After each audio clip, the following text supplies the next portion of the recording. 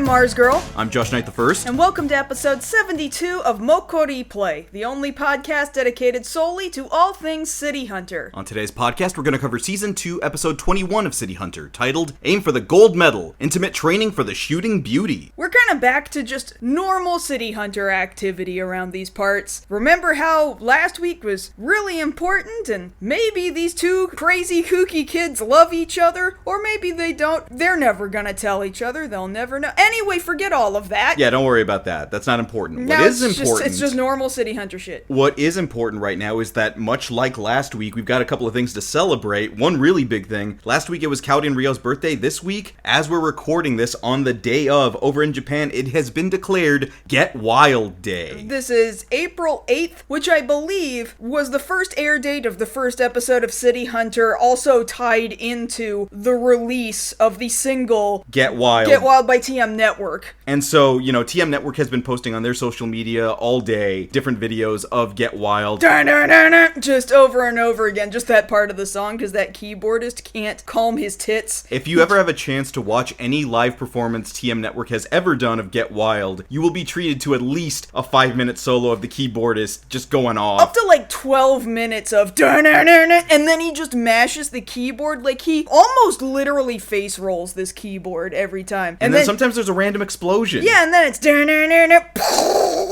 and you're just like, hurry up and get to the part I know.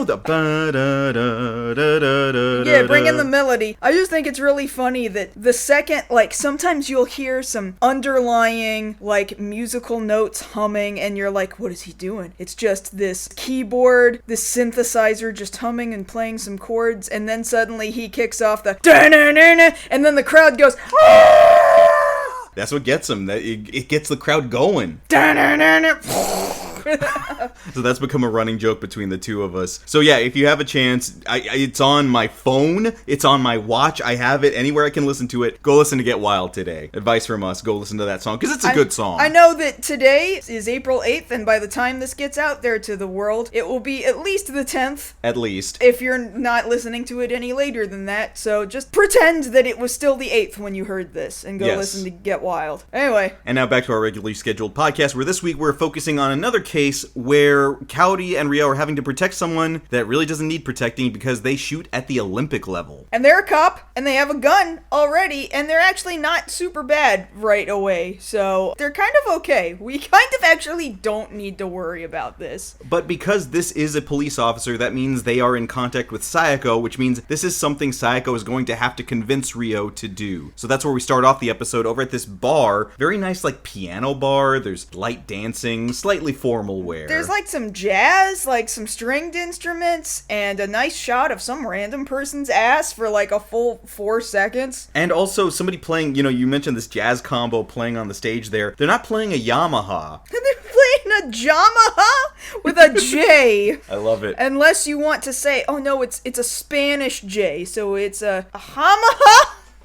A Hamaha.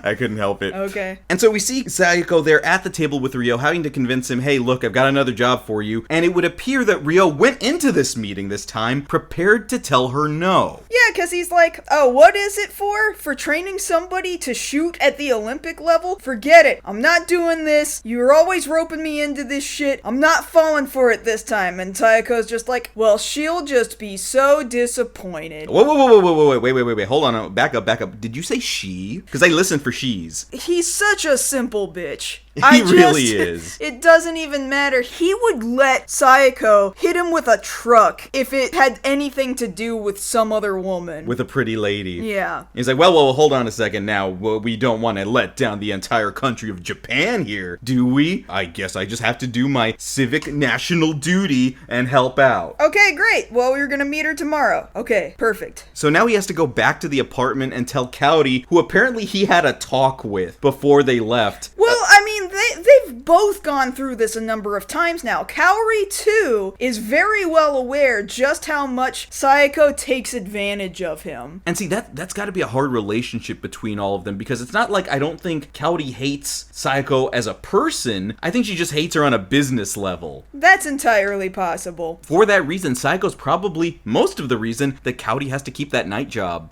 Once again, we don't actually know she has a night job. It's our headcanon night job that That's Kaori... your headcanon night job. It is the podcast no, headcanon. It is 50% of the podcast's canon. Almost 100%. No.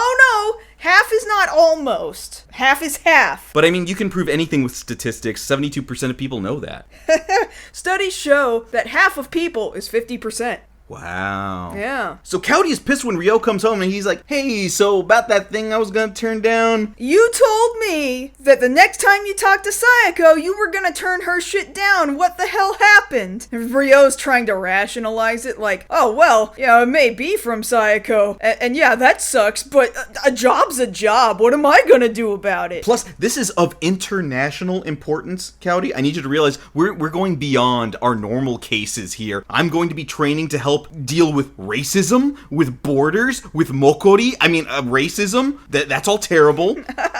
Like, he lists off all this stuff, all these noble ideals that he's going to be doing this for, and he couldn't help himself and not list... Actually, in the Japanese, he lists Mokkori first. Really? Because in the subtitles, it put Mokkori last. No, if you listen for it, he says Mokkori first. You see where his priorities lie, then. Exactly. Okay. In his pants. Okay, that's true. That is, in fact, true. I love how Kaori's reaction to this is, it's her stonewall face of, I don't buy any of this shit. But at the same time, like, the little comedic dragonfly comes flying in from off screen, and she can actually interact with it and punch it off screen. That was great. Actually, I want to take that moment right here to talk about, for whatever reason, I don't know who was in charge of the art direction this episode, but everything is very detailed. And everyone is cute. Everybody's real pretty. Everybody's really pretty and cute, yeah. And so you're going to see all these extra frames of animation and all these really cute, more soft lines around like Sayako and Kaori's face. It's impressive, I would say, compared to your average episode of City Hunter. But she's there trying to rationalize, okay, I get it. You just got tricked by Sayako. And Ryo just deadpan, oh, no, I wasn't. I'm here for the women. And she's like, this is about women? Now I know how we got here. So they go, I'm assuming it's the next day. Probably. They go over to the police station, down into the shooting range. We're seeing a bunch of dudes firing away, and, they're alright. They're hitting the targets. I mean, they're not as good as Ryo, because they're not hitting dead center literally every single time or anything, but, they're hitting. And, Sayako's there trying to explain to Kaori, well, these are the categories she's going to be shooting in. She's going to be shooting either short or long, either within 3 seconds or 6 minutes. I don't really keep up with Olympic shooting, so that means nothing to me. I didn't understand trying to fire 5 shots in 6 minutes. Maybe there's just something I don't know about Olympic shooting, okay? There's a lot of things we are willing to look up in the show, and we did for this podcast, but that is not one of them because it's sports. Mind you, while Sayako is talking, Ryo, very deliberately and comically, lifts his leg very high up to tiptoe away off screen. Very Scooby-Doo sort of. You can hear the music that dun, dun, dun. I mean, you don't literally hear the music, but... Well, it's not Scooby-Doo. The mental image you get of this comical music. This high-stepping, very over-the-top, I am sneaking away, and I am also in theater. Anyway, so they eventually figure out he's not even there. Where is he? He's going over to ladies at the shooting range. And you know what I would not do if I were going to choose to assault someone? Which, by the way, I would never choose to assault someone. But if you're going to do it, the best thing to do is never assault somebody while they're holding a loaded weapon. I guess Ryo just feels so confident that he can be directly up next to a person with a gun, and he just knows he's so good he will never get shot. Mind you, this woman didn't even try. I guess because she was so shocked that Ryo has snuck up behind her and grabbed her ass. Just all the tush in one hand. And she screams, and she's holding a gun, and she doesn't do anything? Mind you, I'm not gonna victim blame, name, because sometimes that's just your reaction. I've had similar things happen to me in Japan even. Just a random stranger. This is a little serious, but also a little comical and a little weird. Is this the fishhook story? Yeah, it's just walking around in Akihabara, like, I'm gonna keep it short. Walking around in Akihabara with some of my classmates, and then all of a sudden, out of nowhere, there is a hand in my face and a finger hooking into my lip, okay? A finger went in your mouth. A little bitty bit. And I didn't even scream or say anything. I just tore my face away. I didn't know how to react. And when I looked up, this middle-aged, short, balding man was running into the crowd in front of him. He turned to look at me while he's running away, and he's waving at me and with the hand. With maybe, I don't know if it was the same hand, but he's like waving at me like, that was me, bye! What are you doing? And my reaction was just stunned. Did that just happen? Yeah, what even was that, you know? Well, see, the worst part for me is you tell me that your friends told you, hey, we saw where the guy ran off to. Well, they said, he was saying, oh, I love America, and they said that it looked like he licked his finger after that. Oh, God. I'm assuming they're telling me the truth. So it was kind of fucked up. I'm not gonna, downplay how fucked up that was, but also it was just really weird. It was just extremely strange. And see, the thing is, in that particular circumstance, you would wish somebody would, grab the guy and put him in an arm bar. Oh, Japan does not give a fuck about that. I'll tell you from personal experience, from that experience right now, the street was not empty, okay? People saw this, and they just let this guy go. But you would have preferred that somebody had done that. Oh, if only. Yeah, if only. Well, thankfully here in this episode, somebody does in fact put Ryo in an arm bar for grabbing that ass. And it's another female police officer. I mean, he is in a police building, so I'm glad another police officer actually did their job when it comes to sexual assault. Also, let's not kid ourselves here. It was another female officer. There were other male officers in that scene. See, only women take assault of women seriously. I mean, let that speak for itself, and I'll let y'all draw your own conclusions. But this is actually the person we're going to be focusing on this episode. This is Officer Seiko Kurahashi. We don't hear the name Seiko for a while. For another whole scene. And by the time we do start hearing her name, suddenly we're just using her first name as if somebody told us what her first name was, except nobody did, which is really weird, but okay, whatever. Sunrise naming schemes strike again. Yep. And so Seiko here is very much about her job. She's got Ryo on the ground being like, how'd you get in here? What are you doing? And Saiko and Cowdy catch up. Hey, hold on, what's going on here? What'd he do? No, wait, never mind. It's him. Whatever you say he did, he's probably guilty. We know what he did. We basically know what he did. Anyway, let him go. He's with us. And actually, Miss Seiko, he's going to be your coach. For the Olympics. And Ryo initially is very excited about meeting this person, and then suddenly he realizes, oh, it's Seiko, this person who just tried to tackle me to the ground for touching people. But also, he doesn't say it out loud, but he does sure seem like he's reeling back a bit because she's wearing glasses and her hair's tied back. And her hair's tied back, and so I guess that's less attractive to him than he thought it was gonna be. So he'd typed this up in his head so high, like this was gonna be some hot supermodel cop. I'm just gonna get ahead of ourselves right here. What we didn't realize or remember going into this episode is that it's half, oh, Ryo's a better shooter than the Olympic level person, and also this is going to be a rehash of She's All That. That too. It's kind of weird. But come on now. Glasses and hair tied back? That's all it took, man? That's all it took for him to lose his boner. That's really disappointing, and his expectations are entirely too high. Bro, do you think you are the quality of man who, is owed and deserved a woman of whatever quality you are hyping up in your head? Because I don't think that you are based on your past behavior, quite frankly. Also, man, you're selling yourself so short here. Sometimes that's what you're there for, is the glasses and the tied back hair. Because you know what? They're people. Women are people, and they look differently. Those things are hot to a lot of people. Very much so. Yeah. So, Ryo, what the hell, man? I thought you were equal opportunity over here. There's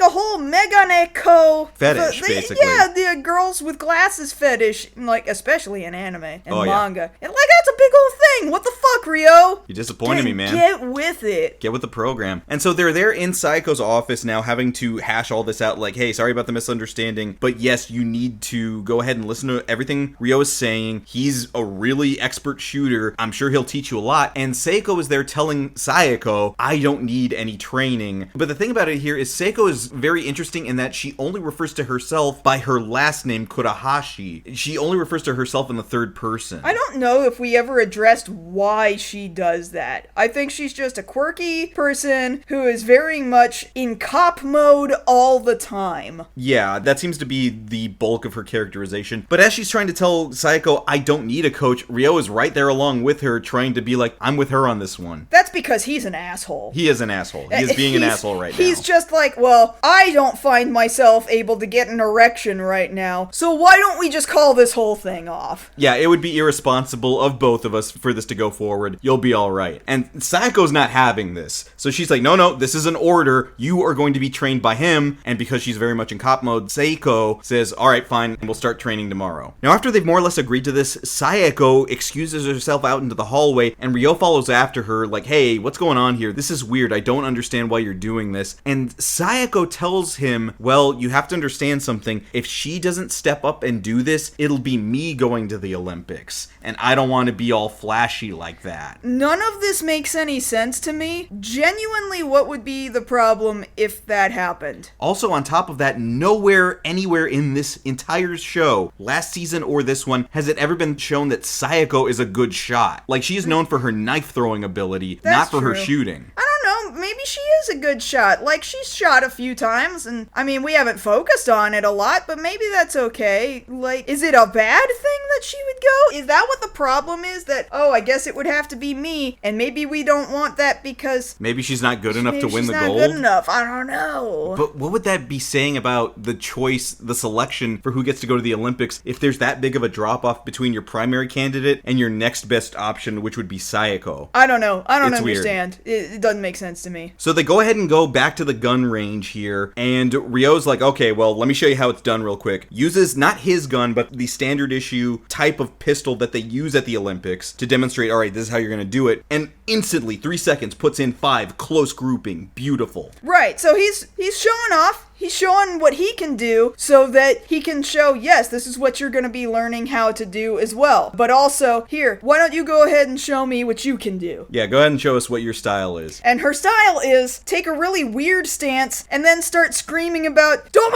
move! Freeze! Like it's the police! Her style is Police Academy. Which, mind you, she shoots and she hits kind of around the center of the target. She's not, like, awful or anything. Well, like, she's got it within the mass, but she's not anywhere near accurate enough. Nobody is, though. You know nobody else is. So that wasn't exactly shocking or anything. But Ryo is just kind of like, you know, you can take a different stance. And she just kind of refuses. She's just like, no, this is my stance and this is the stance I will be taking. And in fact, I'm gonna show you how I came to that conclusion. Let's go see a movie real quick. Like right now? Yeah, like right now. All right. You, me, Calorie, let's all go. Let's go. I'm gonna show you a movie. I'm gonna show you how it is that I became so interested in shooting well. All right, well, shoot, let's go. I don't want to be at the police station anyway. And then they go down to the Piccadilly Theater, which is a theater that really did exist, and then it closed down, and then it reopened again, and it still exists in Shinjuku, in Kabukicho. So anyway, that was a cool little nod. Anyway, they're seeing the fourth Dirty Harry movie. So you look up at the marquee here, and it says there in katakana, Dirty Harry 4. Which, mind you, is not its name in English. Yeah, that was Sudden Impact, literally the fourth of the Dirty Harry franchise, which is interesting because that movie came out several years before in 1983. There was the last Dirty Harry movie that came out the same year this came out in 88, which was The Deadpool, but we figured based off timing, it'd be too soon to like change the cells to be like, maybe, I don't know, who knows when they were working on the production of this, or even when the fifth Dirty Harry movie got localized in Japan. We don't know. If it was released in the States in 88, it would probably take a second to get over there. But I did kind of double check real quick on Wikipedia. I checked the fourth movie's title as it was localized in Japanese. And yes, in Japanese it was localized just as Dirty Harry 4. So they went and saw a specific film. And in fact, she says out loud, yeah, I loved learning about shooting by watching being Dirty Harry. Okay, cool, I guess. Which means she would rather be using a hand cannon and blowing people away. I do appreciate here, looking up at the marquee, they've drawn a mustache on, but you can still see all the wrinkle lines on Clint Eastwood's face. I don't know, this just looks like a Japanese Dirty Harry to me. This does not look like Clint Eastwood to me. Look, this is a Japanese man, alright? But the wrinkle lines, like, even then... You know Japanese people also get wrinkles. No, they don't. I wish I had skin like that. I'm already starting to show here on the forehead. You know, it's funny though, just the other day I was thinking, man, he's aging quite nicely. I don't really see wrinkles. Well, maybe I'm just looking at my face more often. Look, I know I'm your wife and maybe I'm supposed to say that, but I love you and I think you're beautiful. Oh, thank you. I appreciate that. I think I'm beautiful too.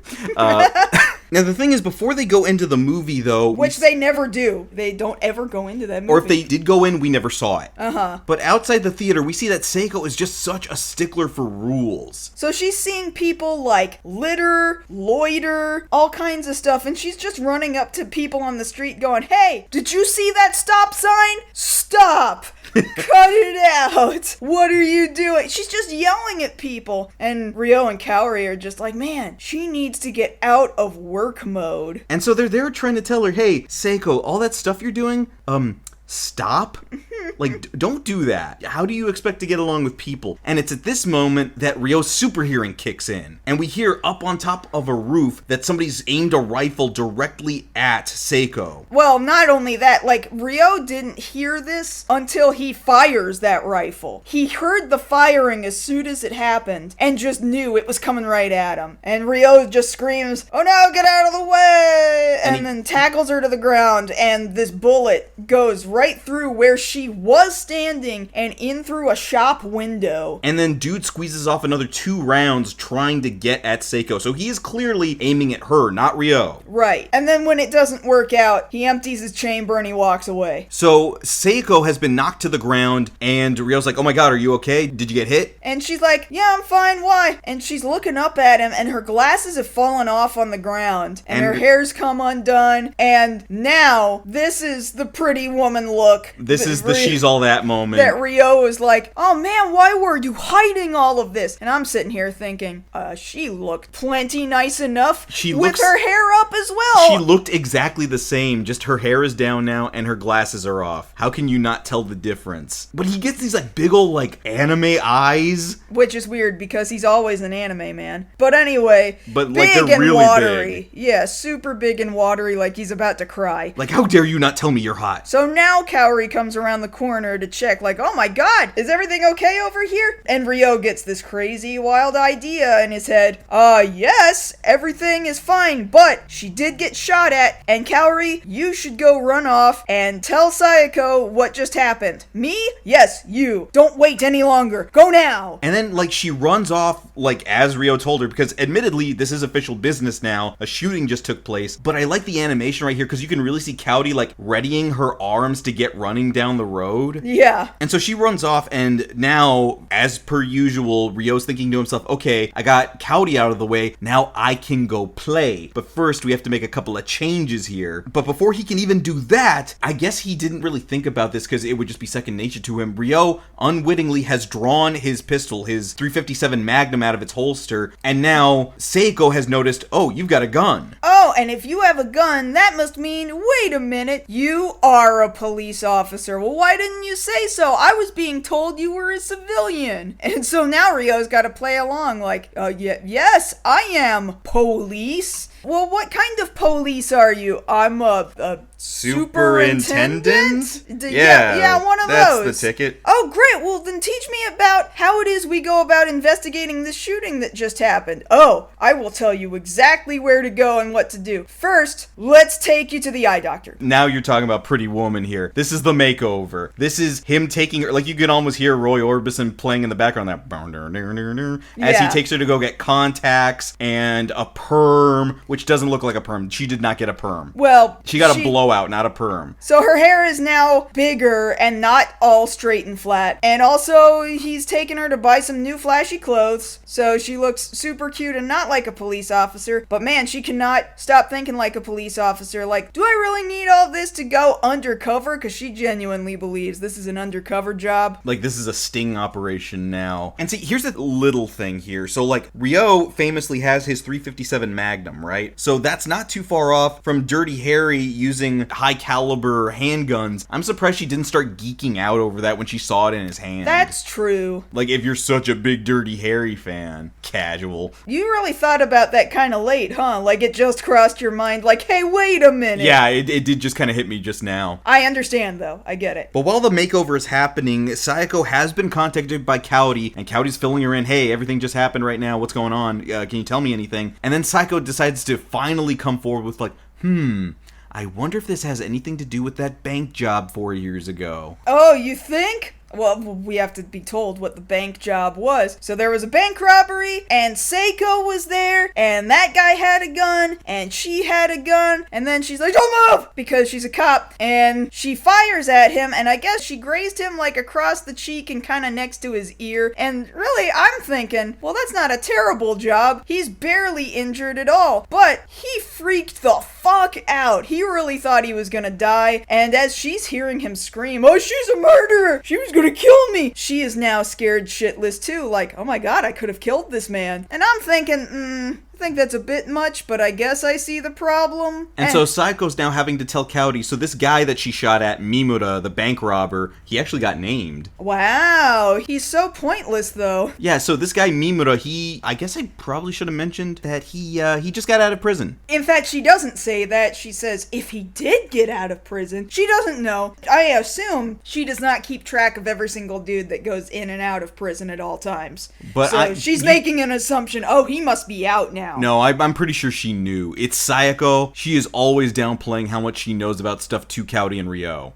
Maybe. I mean, maybe that's really why she wanted Seiko to be trained by Ryo in the first place. Like, sure, she could go to the Olympics, I guess, and she will, but at the same time, Saiko's acting like it could have been anybody who could have gone to the Olympics, I guess, so why this girl in specific? Well, I guess it was this. And so right at this very moment, we get a knock at the door, and she's like, alright, who's there? You just hear some voices from the other side. We're here to collect! Collect what? Well, Ryo just bought a hair job, some contact lenses, and a new wardrobe, so pay up. Excuse me? So Ryo has done this entire makeover for Seiko and put it on Sayako's tab, which for me, I'm like, fair. I mean, that's true. Like, she owes him. She's yanked him around so much that I'm curious why he thought he was gonna get away with it, because they came looking to collect immediately. But you know, he took so much joy in being like, oh yeah, just put it on the Metropolitan Police's tab. Not even the Metropolitan Police. It's specifically Sayako. Oh yeah, care of Sayako Nogami. Go find her. They go to her apartment, okay? But you know, he had to be like, hey, collect from her. Here's her address. That's true. That's petty, but I get it. And also, the dude who's trying to collect for the wardrobe, he looks like he could have been Weevil Underwood's dad from Yu-Gi-Oh! He does look very, very similar. He's just an adult Weevil. And so now, while they're trying to collect money from Sayako, Ryo has moved on to phase 2 of trying to get Seiko's groove back, which involves going to the club. And it's weird here. The club here is very oddly named, but if you know what you're looking for, it's not that odd. It's Dunsing Pub. It's Dunsing with a U. Dunsing. Pub Maharader. Ma, M-A, like somebody's mom. Ma. Hey, Ma. Hey, Ma. Harader, which is not a word, but mind you, if you're spelling something with an E-R, think of it the way British people would say these words, right? Maharada, okay? Because you kind of don't pronounce the R if it comes after a vowel, and that's how Japanese has kind of picked up pronunciation too. You have an extended vowel, so it would be pronounced Maharada. And mind you, there's a very specific chain of clubs that is now much less popular than it once was in the 80s, but it was incredibly booming and popular before, and we've brought it up before in the past. Maharaja, with a J in the middle of it, okay? So Ryo has taken Seiko to this bootleg Maharaja dance club. There's no way this isn't a Maharaja, is what they're trying to say. Maharaja, please. Exactly. And so, the club is bumping, everybody's out on the dance floor having a good time. Ryo's got a booth, he's got a bottle, he's trying to get bottle service over here, and he's trying to convince Seiko to loosen up. And he's like, alright, time to drink up, which is, kind of a shitty dirtbag man move here. But she's like, okay, if you're ordering me to do so. Because I believe you're a police officer and my superior. Which, again, very shitty. Anyway, so she's like, alright, I'm gonna take a drink now, here we go. And she just chugs a whole glass because she has no idea what she's doing. Because I guess she does not drink very often at all. Well, not at all, because as soon as she puts the glass down, she's like, wow, I didn't know alcohol could taste so good. Yeah, so she really does not know anything about alcohol. Also, on top of that means she has no tolerance, and yet she's like shotgunning all of these drinks. Like at least 3 glasses, one right after the other. She's mixing drinks. She doesn't know anything about portioning. Like, she's getting plastered right here next to Ryo, and Ryo's like, oh no, this might have been a bad idea. I might have screwed up. I think I've seen this before. Yeah, you did, bro. Because now she is instantly sloshed. Mind you, Kaori and Sayako have now shown up because they had an inkling of where he was gonna go, I guess. And they're like, excuse me, what did you do? Oh, I didn't do anything yet. Yet? Your dumbass said yet. Also, yes he did. He bought all of this shit, put it on Sayako's tab, and now you've taken her to the club? I thought you were supposed to be training her. But, I mean, right now she's having a real good time. She's out on the dance floor now. She's very drunk. She's dancing. She seems pretty happy right now. Maybe leave her alone. She's not harming anybody. She says she's in a good mood. She's dancing to this, knockoff Smooth Criminal in the background. And we don't see anything after that until the next day where she's just like, I'm sorry I got drunk, but actually she didn't do much of anything wrong. No, as compared to any of the other cases we've dealt with here on the show, she seems to have held her liquor better than the others. She just loosened her inhibitions. She didn't act the fool. Yeah, she's fine. She's okay. Doesn't even seem like she had a hangover or anything. So she's apologizing the next day in Ryo's apartment, and Ryo and Kaori are there, and they're having a conversation, and meanwhile... As they're having the conversation, Kaori's telling her, look, we did have a talk with Sayako about this, that, maybe it's partly your personality, you're kind of lacking confidence here, and so that might be why your aim's a little off. And then Ryo chimes in, yeah, I worked with you yesterday, you have some potential, unlike somebody over here. Kaori's very upset about this. This'll always be something that'll get the hammer out on him. 10 to the 10th power. Megatons. Very heavy hammer. Man, she can wield a lot of weight. And so as they're there trying to talk to her about, okay, well, what is it that you really need to go ahead and improve your shooting skills? Before I get into that, I noticed right here, Kaori's wearing another monogram shirt. Yeah, it does say Kaori across the chest, up in the pocket. And then What's it say on the back? Beach? It looks like it says beach. So Kaori went to the beach. Kaori didn't go to the beach. The store will be closing in 5 minutes. Sorry, folks, that one was for me. And so as they're there trying to talk to Seiko outside in the one tree that seems to grow near the apartment building, which I've never noticed before. I didn't know there was greenery outside their apartment, but fine, that apparently is a thing. Anyway, there's a guy out there. It's Mimura, the guy who was the bank robber in the flashback. And is out of jail now and has a rifle, and he's like, this is where they are right now. I'm gonna go in there. I don't know how he figured this one out. I guess he's a good tracker also. And so seemingly Ryo sees him from upstairs and he's like, all right, we're gonna move to the final phase of your training. Come with me. So he takes her down into the basement, down to his own shooting range, which we all know he has. But she didn't, and she's like, wow, you have a shooting range. And he's like, all right, check this out. You're focusing too hard. You're thinking too hard. We're gonna turn off all the lights. I'm gonna go stand over here by this target, and you're gonna shoot the target. And she's like, I'm not gonna shoot with you standing right next to the target. And he's like, bitch, yes you are, close your eyes.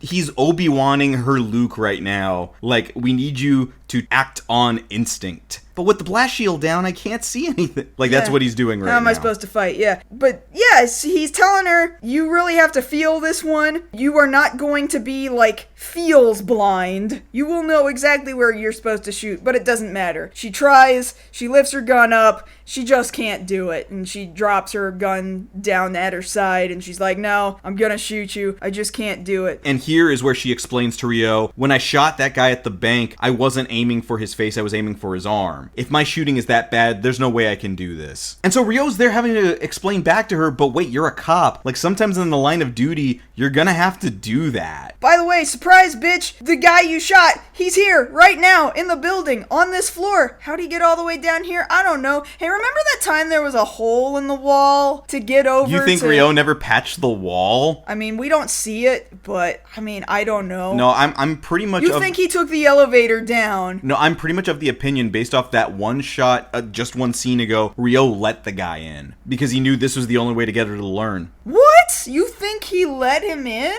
I think he let him in. I mean, there are things that indicate from this point on, Ryo's not gonna do this job for her. He's gonna let her handle this on his own. Exactly. No, I agree with that, but I don't agree that he just let him in. I think he let him in, let him down, like he left certain doors open to get down to the basement, and then he knew how this was all gonna go down. And so dude starts shooting at Ryo, gets the drop on him, he dodges a couple of shots, but then ends up, surprisingly, right in front of the guy looking straight at his barrel. He's like, ha, gotcha, dropped a gun. And so he does in fact drop his gun. Like, Ryo really could finish this guy. He could do it very easily, honestly. See, this is how I fully believe that he was in control of the situation, because yeah, had this been any other episode, Ryo would have still taken the guy out. But he doesn't, so he drops his gun, but Seiko lifts her gun, which makes sense. That's exactly what she should do in this situation, because now Bank Robber Man is holding Ryo hostage with this rifle up to his head and saying, hey, you better not shoot me or else I'm gonna shoot him. And she's really second guessing herself here, like, can I really do this? But Ryo is very confident. You can do it. Shoot this guy in the shoulder, he'll have to drop his gun. And then it's right at that moment as he says that the lights go back on, which I believe that's Cowdy flipping the switch. Yes, it was Cowdy who flipped the switch. Cowdy flips the switch, dude is blinded, and Ryo's like, all right, now!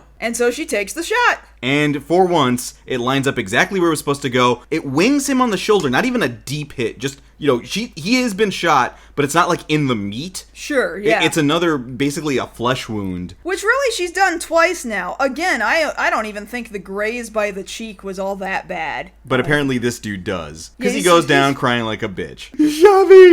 I can't believe you shot me! Oh my god! Get me to the hospital! Ah! That's kind of where this whole thing wraps up, right? Well, yeah, because Like, Ryo goes up to her. I have nothing left to teach you, my Padawan. we don't really see him get arrested and taken in or anything. No, we just go to the airport. We're just skipping right to the airport, and she's gonna fly to the Olympics now. Yay! Like, that's basically it. Like, we're not even going to draw that out. They say goodbye to her. She takes off on Sunrise Airlines. As always. And she's like, and when I come back, the first person I will see is Ryo. No, you won't. No, you won't. We'll never see you again. As always. And Supergirl starts playing, and that is the end of the episode. Okay, that was nice. It was an episode. It's not the worst episode that we've ever seen. Oh, you know what we missed, though? That one Sunrise logo out of nowhere. Yeah. So, like, in the scene where Cowdy goes to tell Saeko about the shooting, there's a shot of the outside, the exterior shot of her apartment, and there's a tilt up, and if you look on the left side of the screen, right before it goes inside, you can see the Sunrise logo there on the building. Yeah. Same color as everything else. Yeah, it's like an advertisement on the top of a different building adjacent to it, and it's just like, well, they were just really feeling themselves this week and really wanted to make sure, well, if they don't catch the sunrise air at the end, at least they'll catch it right here in the middle. Like, who is that for other than the guys working on this show? It really just feels like it's just for themselves. Like, man, we sure did love working on this. You know what else they love? Dirty Harry. I guess so, yeah. Like, see, this is why we think there's some times when they're just getting done renting something from the tape store and they're like, hey, I just saw Sudden Impact last night. We should put that in the episode. Yeah, that's it. That's the episode. Yeah, not a lot to it. Nice cut and dry. A little assault. More assault than we had the week before. One assault is too much assault, but at least he almost got arrested, and one time he got hit with a very hard hammer. But next week's episode, we're going back to two-parter formula. Oh boy. And this one is going to be... I kind of like this one. This is about an investigative reporter or an investigative photojournalist who is trying to uncover the identity of City Hunter. And Ryo's in drag. That's a thing that happens. We're entertained by drag people, right? He's not hurting anybody. No one is. Anyway, no, this is for photography. This is for photography, yes. Nothing wrong here. Nothing that will hurt children. Not at all. And I mean that. I actually do. It's hard to tell over a podcast without looking at your face. The important part is that Ryo is going to do everything in his power to try and throw this woman off his trail. And it's going to take a lot. It took 2 episodes. He's basically being hounded by the paparazzi here. Yeah, that's basically what it comes down to. So we'll see more of that the next time we come back here. So come back next time when we cover the 22nd episode of City Hunter 2. The target is Ryo. The camera woman loves danger. Part 1. And if you want to catch us outside this podcast, you can always find us both over on Twitter. For now, I'm at JoshKnightTheFirst. And I'm at MarzGurl. Thank you all so much for listening to our 72nd episode of MokkoriPlay. And if you don't come back next episode, I'm gonna make Josh the paparazzi's next target. I hope they get my good side.